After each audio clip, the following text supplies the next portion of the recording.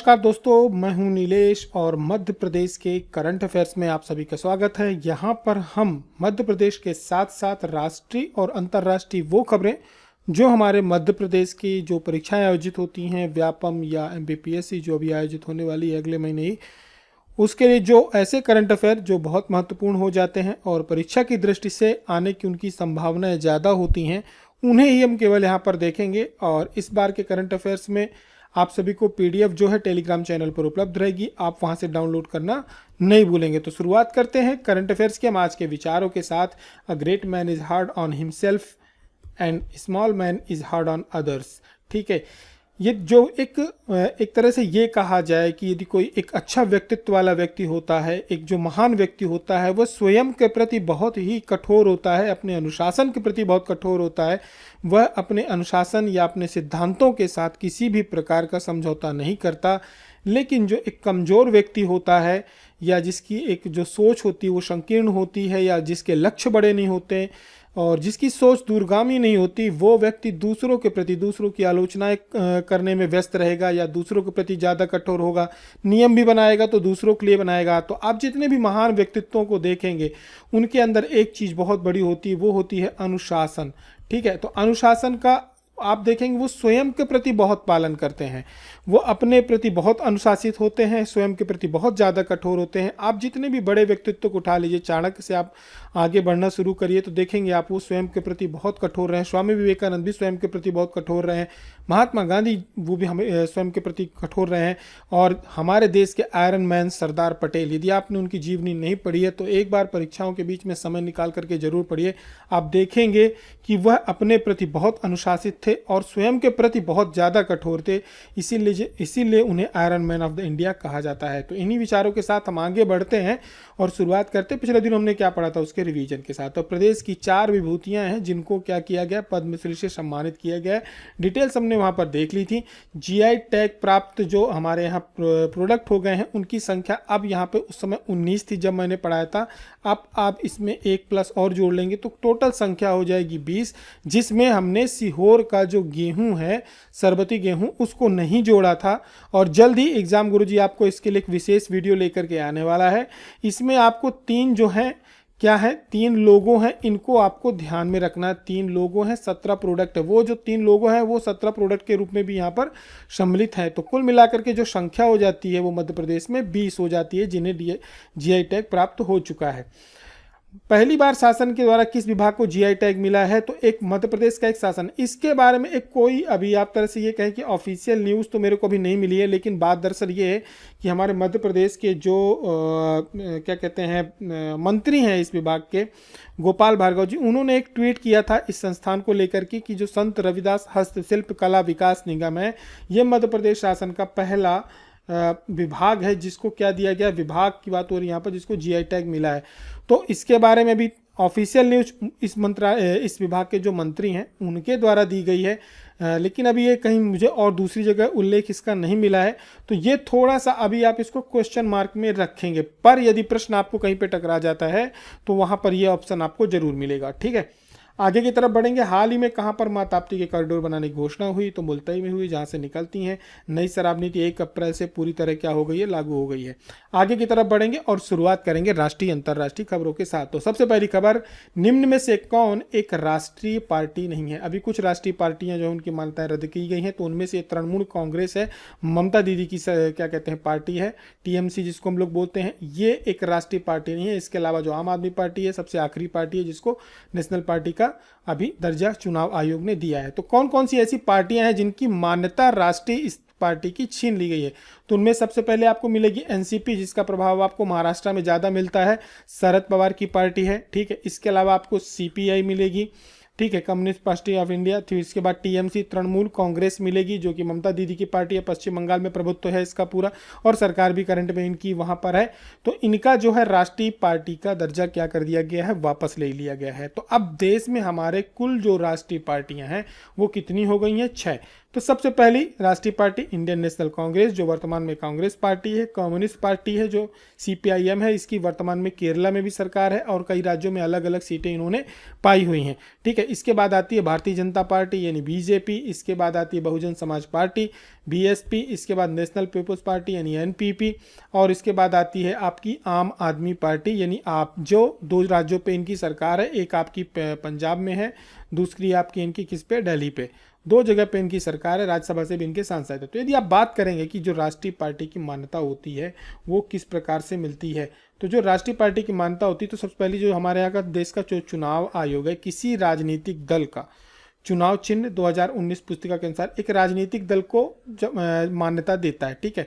तो सबसे पहली बात तो ये, या तो इसे 4 या अधिक राज्यों में राज्य स्तरीय दल के रूप में मान्यता प्राप्त हो, ठीक है। इसके अलावा लोकसभा या राज्यों के विधानसभा चुनाव में 4 अलग अलग राज्यों से जो कुल वैध मत होते हैं, यानी जो ऑफिशियल मत होते हैं, उनका 6% उनको क्या होना चाहिए, प्राप्त किया जाना चाहिए। इसके अलावा 4 लोकसभा सीटों पर क्या होनी चाहिए, जीत दर्ज होनी चाहिए। तो यहाँ पर आम आदमी पार्टी को क्या हुआ है कि कुल 6% मत प्राप्त हुए हैं।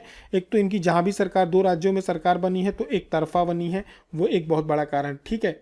और यदि उसने कम से कम 3 राज्यों में लोकसभा में कुल सीटों का कम से कम 2% सीटें क्या करी हों, जीती हों, तो इसके आधार पर इन्हें राष्ट्रीय पार्टी का दर्जा दिया जाता है। लेकिन जब राज्य स्तरीय पार्टी की बात आती है तो सबसे पहली बात तो यह किसी राज्य की विधानसभा के जो आम चुनाव होते हैं वहाँ पर जो चुनाव आयोग के द्वारा बताए जाते हैं कि कुल मतदान कितने प्रतिशत हुआ है, तो उसमें से उन्हें सबसे पहले तो 6% मत प्राप्त होनी चाहिए। साथ ही उसी राज्य की विधानसभा में उनके पास क्या होनी चाहिए, 2 सीटें होनी चाहिए, तब उन्हें राज्य स्तरीय पार्टी का क्या दिया जाता है, दर्जा दिया जाता है। यदि लोकसभा के आम चुनाव में राज्य में यदि जो टोटल मतदान हुआ है उसका 6% प्राप्त कर ले, साथ ही राज्य से लोकसभा में 1 सीट प्राप्त कर लेता है, तो उसको क्या हो जाता है, उसको भी राज्य स्तरीय पार्टी का दर्जा दे दिया जाता है।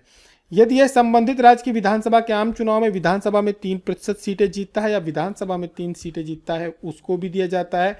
वह संबंधित राज्यसभा लोकसभा आम चुनाव में प्रत्येक 25 सीट या उससे किसी खंड के लिए 1 लोकसभा सीट जीत पाता है, तो उनको राज्य स्तरीय पार्टी का दर्जा दे दिया जाता है। आगे की तरफ बढ़ेंगे, बात करेंगे प्रश्न क्रमांक 2 की। 2022 में नवीनतम जो बाघ जनगणना हुई है, ठीक है, उसके आंकड़ों के अनुसार भारत में बाघों की संख्या कितनी हो गई है। तो इसका यदि प्रश्न आता है तो हमें याद रखना 3167 हो गई है। अब आप पूछेंगे कि बाघों की जनगणना आई है कि नहीं आई, तो देखिए अभी टोटल जो रिजल्ट है वो केवल बताया गया है। राज्यवार पूरे आंकड़े जिस प्रकार से बाघ जनगणना जारी की जाती है वो अभी जारी नहीं करी गई है। मोटे मोटे आंकड़े अभी केवल बताए हैं। क्यों बताए गए हैं, उसका कारण ये है कि अभी हमारे देश में जो प्रोजेक्ट टाइगर चल रहा था उसके जो टोटल वर्ष हो गए हैं 50, जो कि 1973 में स्टार्ट हुआ था, इंदिरा गांधी जी के द्वारा चालू किया गया था। तो इसके उपलक्ष्य में क्या हुआ, 50 वर्ष पूरे करने के इंटरनेशनल बिग कैट अलायंस का शुभारंभ किया गया है। अब इसके उद्देश्य क्या है, तो इसका जो उद्देश्य है इंटरनेशनल बिग कैट अलायंस का, ये मैं आपको आगे बताऊंगा। हालांकि इसमें आप ये जान लीजिए कि 7 जो प्रमुख बड़ी बिल्लियां होती हैं, क्योंकि जो बाघ हो गया, लीपर्ड हो गया, तेंदुआ हो गया आपका, साथ में जगुआर हो गया, ये सभी के सभी किस श्रेणी में आते हैं, ये बिल्लियों की एक प्रजाति है, ठीक है। इसी अवसर पर प्रधानमंत्री के द्वारा क्या किया गया है, अमृत काल का टाइगर विजन नाम की एक पुस्तिका भी जारी करी गई है। इसमें 25 वर्षों में बाघों का संरक्षण किस प्रकार से किया जाएगा, किस प्रकार से उनकी सुरक्षा की जाएगी, इसके बारे में बताया गया है। लेकिन यहाँ पर प्रश्न आपसे जो बन सकते हैं तो वो मैं आपको बता देता हूँ। एक तो पहली बात, 50 वर्ष पूरे हुए हैं, तो हो सकता है आपसे ये पूछा जाए कि इसकी शुरुआत कब हुई थी। तो हमारे यहाँ जो प्रोजेक्ट टाइगर, इसकी शुरुआत 1973 में हुई थी और ये हमारे यहाँ का जो केंद्रीय पर्यावरण, वन और जलवायु परिवर्तन मंत्रालय, इसके द्वारा शुरुआत की गई थी। मुख्य उद्देश्य ये है कि हमारे देश में बाघों का क्या करना है, संरक्षण करना। दुनिया की जो टोटल बाघ पाए जाते हैं उनमें 70% बाघ जो है आबादी है वो भारतवर्ष में पाई जाती है। उस समय पे संख्या बहुत कम थी। यदि आप उस समय बात करो तो 2006 में ही हमारे देश में 1411 बाघ थे केवल। आज वर्तमान में 3000 के ऊपर बाघ हो गए हैं। जल्दी इनकी जनगणना पूरी जारी की जाएगी। लेकिन जब इस 1973 में प्रोजेक्ट टाइगर की शुरुआत हुई थी। तो इसको जो शुरुआती स्तर पर सबसे पहले इसको जिम कॉर्बेट, फिर जो मानस, फिर रणथंभौर, सिमलीपाल, बांदीपुर, पलामू, मेलघाटा और जो हमारे मध्य प्रदेश का जो कान्हा राष्ट्रीय उद्यान है ये सम्मिलित था। इसको प्रोजेक्ट टाइगर के रूप में यहाँ से शुरुआत की गई थी। तब कुल उस समय देश पे 9 टाइगर रिजर्व थे जहाँ पर बाघों की, क्योंकि इसमें जो टाइगर रिजर्व क्षेत्र घोषित किए जाते हैं यहाँ पर केंद्र सरकार का एक तरह से आप ये कहिए पूरा का पूरा प्रोजेक्ट हो जाता है। केंद्र सरकार उस पर पैसा खर्च करती है, उसके लिए एक अलग तरह से व्यवस्थाएं बनाई जाती हैं। टाइगर रिजर्व को अलग अलग जोन में बांटा जाता है, कोर जोन, बफर जोन, ठीक है, उसके लिए अलग से कानून बनाए जाते हैं। तो उसकी वजह से कई बार क्या होता है कि क्योंकि पूरा का पूरा एक जंगल कवर किया जाता है, तो हमारा देश क्या है, एक जनजाति समूह का रहने वाला देश है, गाँव का देश है। तो कई बार वहाँ के जो लोकेलिटी होती है, जो जनजाति समूह होते हैं, उनका जीवन भी, क्योंकि उनका जीवन किससे जुड़ा हुआ है, वनों से जुड़ा हुआ है, तो वनों से जुड़ा होने के कारण उनका जीवन भी इससे बहुत ज़्यादा प्रभावित होता है। तो इन सब चीज़ों को ध्यान में रखें, क्योंकि एक एरिया जो कोर एरिया हो गया वो पूरी तरह से प्रोहिबिटेड हो जाता है। बहुत सारी गतिविधियां वहाँ पर नहीं हो सकती, अलग अलग जोन होते हैं, अलग अलग प्रकार की गतिविधियां होती हैं। तो बहुत सारी बातों को ध्यान में रखने, केवल यहाँ खर्चे वाली बात नहीं होती, ये भी देखा जाता है कि जो टाइगर्स हैं इनका मूवमेंट किधर की तरफ है, वहाँ पर कितनी आबादी प्रभावित होगी, उसको हम किस प्रकार से संरक्षण देंगे। शिकार भी वहाँ पर कई प्रकार के प्रतिबंधित हो जाते हैं और साथ ही साथ एक बहुत बड़ा खर्चा केंद्र सरकार को उठाना होता है। तो वहाँ से अब आगे ये भी ध्यान दिया जा रहा है कि वहाँ से आय किस प्रकार से हो। ये सारी चीज़ों को ध्यान में रखने के बाद उसे टाइगर रिजर्व घोषित किया जाता है। लेकिन वर्तमान में हम 9 टाइगर रिजर्व से आगे बढ़ते हुए चौवन जो हमारे यहाँ की 54 टाइगर रिजर्व करंट में है, हम यहाँ तक पहुँचे हैं 50 वर्षों में। बात करी जाए तो हमारे देश में सबसे ज़्यादा टाइगर कहाँ पर है, तो स्वाभाविक रूप से सबसे ज़्यादा टाइगर मध्य प्रदेश में है, 526 है। इसके बाद टॉप 5 में बात करो तो कर्नाटका में है, जहाँ पर ये प्रोजेक्ट शुरू किया गया है, 50 वर्ष मनाए गए हैं। इसके बाद उत्तराखंड आता है, फिर महाराष्ट्र आता है और इसके बाद क्या आता है, तमिलनाडु आता है। 25 जो 5 टॉप 5 स्टेट्स हैं उसमें आपको एमपी, कर्नाटका, उत्तराखंड, महाराष्ट्र, तमिलनाडु याद रखना है। लेकिन यदि अभी जो हाल ही में आंकड़े जारी किए गए हैं 2014 और 2020-22 के जो आंकड़े जारी किए हैं, यदि आप इसमें जाएंगे तो अभी बाघों की जनगणना बताई गई है।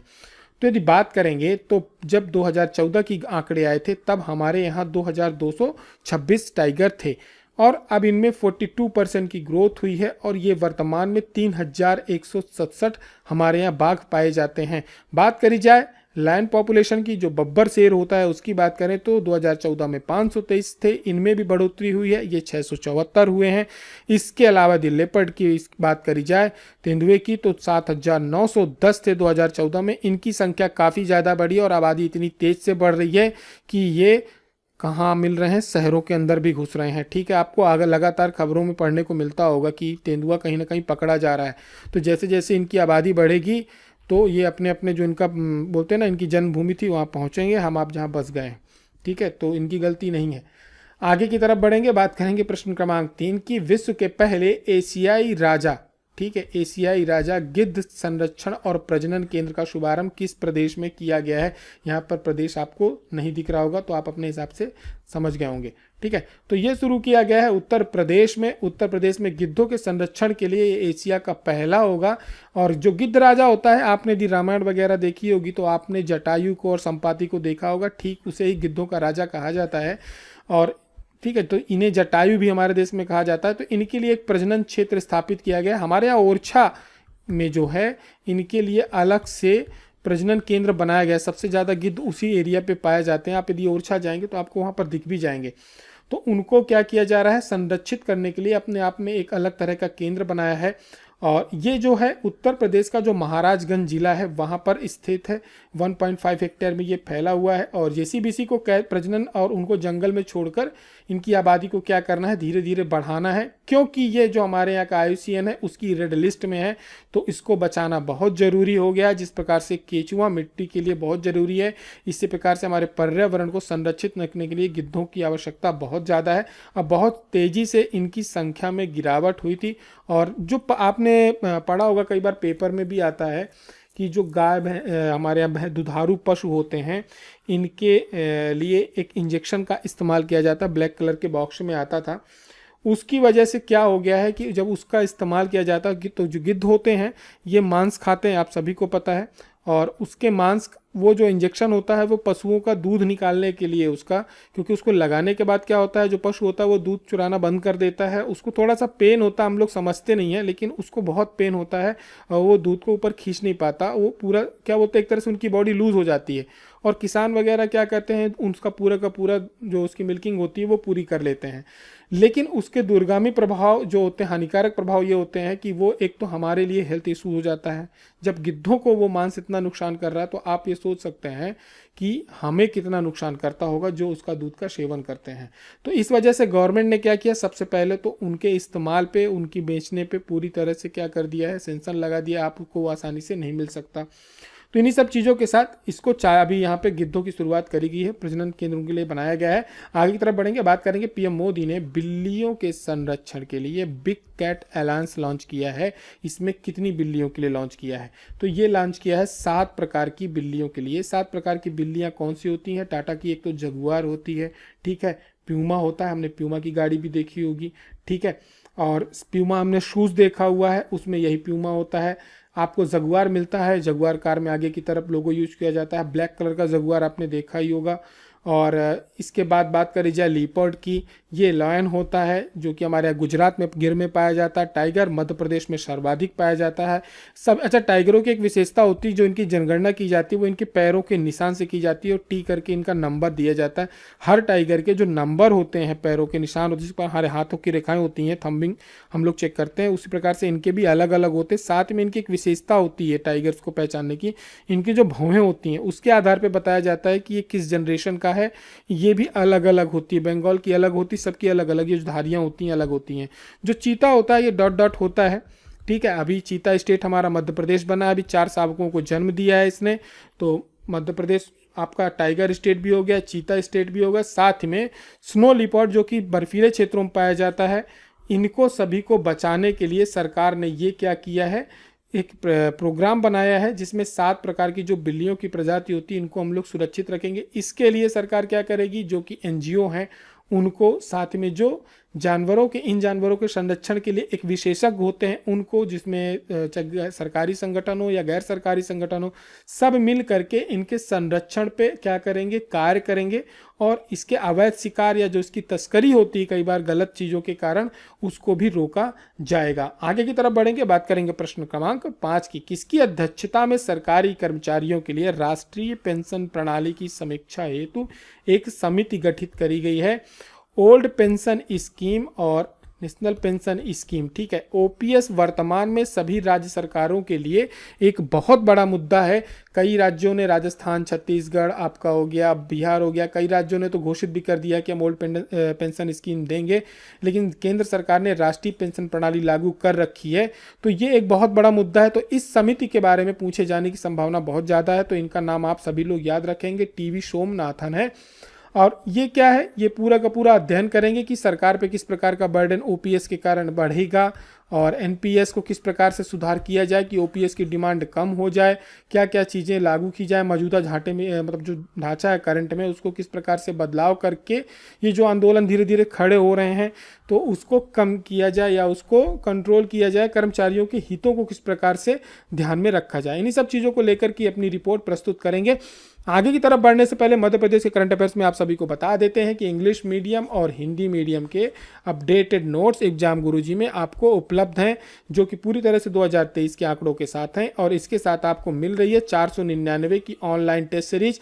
आप यदि ये नोट्स 1499 के आपके हिंदी मीडियम के हैं, आपके इंग्लिश मीडियम के नोट्स 1599 के हैं, इसके साथ आप ये टेस्ट सीरीज प्राप्त कर सकते हैं। 9 बुकलेट्स दोनों नोट्सों में है, आपके घर पे बिना किसी अतिरिक्त शुल्क के डिलीवर किए जाएंगे। नीचे दिए गए नंबर पे कांटेक्ट करें या ऐप से आप डायरेक्ट परचेज कर सकते हैं। आगे बढ़ते हैं और शुरुआत करते हैं हम मध्य प्रदेश के करंट अफेयर्स की। तो बात करेंगे जो 2022 में नवीनतम बाघ जनगणना के आंकड़े अभी प्रस्तुत किए गए हैं। तो देश में 13 बाघ क्षेत्र बताए गए हैं, तो इनमें से कितने जो हैं मध्य प्रदेश में हैं? तो इसका राइट आंसर होगा 9 बाघ जो क्षेत्र हैं वो मध्य प्रदेश में हैं, ठीक है। टोटल हमारे यहाँ नेशनल टाइगर रिजर्व कितने हैं इसकी संख्या अभी नहीं बताई गई है, अभी मोटे मोटे आंकड़े बताए गए हैं। तो इसमें जो है मध्य प्रदेश में लगभग अभी एक आंकड़े दिए गए 700 के ऊपर हमारे यहाँ अभी टाइगर्स हो चुके हैं और प्रधानमंत्री ने इस पर कार्यक्रम रखा था। तो हमारे यहाँ कुल मिलाकर के बात करी जाए तो देश के जो 13 बाघ क्षेत्र हैं, इनमें से 9 कौन से हैं मध्य प्रदेश में। तो कौन कौन से हैं आपके जो 9 हैं, तो एक तो आपका पन्नट हो गया, ठीक है, बांधवगढ़ हो गया, संजय हो गया, इसके अलावा रातापानी हो गया, आपका सतपुड़ा हो गया, ये यहाँ पर दिए गए हैं। ये 9 क्षेत्र हैं, आपको क्षेत्र याद रखने हैं, टोटल 9 है। साथ ही में क्या है कि अब हमारे यहाँ क्या हो गया है, टाइगर जो रिजर्व है 53 हो ही गए हैं, 54 हो गए हैं। और आंकड़े जब जारी किए जाएंगे तो अभी लगभग 185 के आसपास बाघों के हमारे यहाँ बढ़ने की बताई जा रही कि 185 के आसपास बाघ बढ़ गए हैं।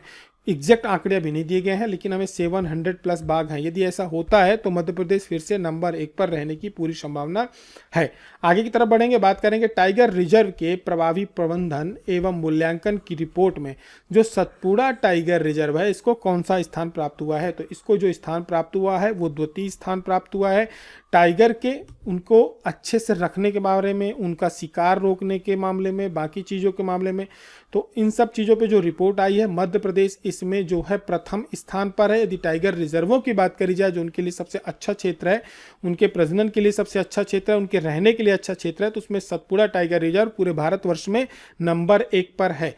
मध्य प्रदेश प्रथम स्थान पे है। सतपुड़ा टाइगर रिजर्वों की जो बात करी गई है, स्टेट में MP है और जो टाइगर रिजर्व है उनमें सतपुड़ा द्वितीय स्थान पर है। ठीक है, बात करें सतपुड़ा टाइगर रिजर्व की तो देखो ये 2130 वर्ग किलोमीटर में है और ये जो हमारे यहाँ का डेक्कन क्षेत्र है उसके बायोजियोग्राफिक क्षेत्र में आता है और सतपुड़ा की पहाड़ियों में ये फैला हुआ है और यहाँ पर लगभग 50 शैलाश्रय भी पाए जाते हैं। बात करें यदि पूरे देश के जो बाघों की संख्या है उसके 17%, 17% बाघ जो हैं वो कहाँ पर पाए जाते हैं, सतपुड़ा पे पाए जाते हैं। और इसके अलावा बात करें तो ये जो हिमालय और इस यहाँ पे जो अन्य वन्य जीव पाए जाते हैं उनमें से आपके हिमालय और पश्चिमी घाट के जो वन्य जीव हैं उनके लिए एक प्रकार का ये सेतु का निर्माण करता है। सेतु का निर्माण करने का मतलब ये कि जब कुछ पक्षी ऐसे होते हैं जो हिमालय से पश्चिम की तरफ जब जाते हैं, पश्चिमी घाट की तरफ उड़ करके, जब मौसम परिवर्तन होता है तो वो कुछ समय सतपुड़ा टाइगर जो हमारा क्षेत्र है इधर की तरफ क्या करते हैं, अपना एक तरह से आप ये मान के चलो रेस्ट करते हैं, कुछ समय व्यतीत करते हैं, मौसम उनके लिए वहाँ पर अनुकूल होता है। और इसके अलावा बात करें तो कस्तूरी पक्षी हमारे यहाँ पाया जाता है, दूधराज पाया जाता है, मालाबार पाइन हॉर्नबिल पाया जाता है और एक धनेश पक्षी होता है ये भी पाया जाता है और कई प्रकार की यहाँ पर हिमालय वनस्पतियाँ भी पाई जाती हैं। पक्षियों में कुछ घटपर्णी, बांस, सालू और दारू हल्दी, सतपुड़ा ये सब कुछ यहाँ पर पाए जाते हैं और उपजाऊ लकड़ियाँ भी पाई जाती हैं।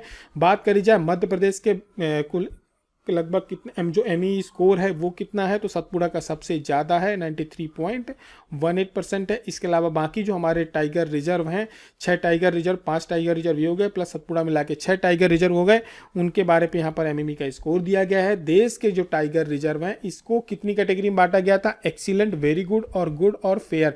सतपुड़ा टाइगर रिजर्व जो हमारा एक्सीलेंट की कैटेगरी में आता है, साथ ही में इसके जो कान्हा टाइगर रिजर्व है ये भी एक्सीलेंट की कैटेगरी में आता है।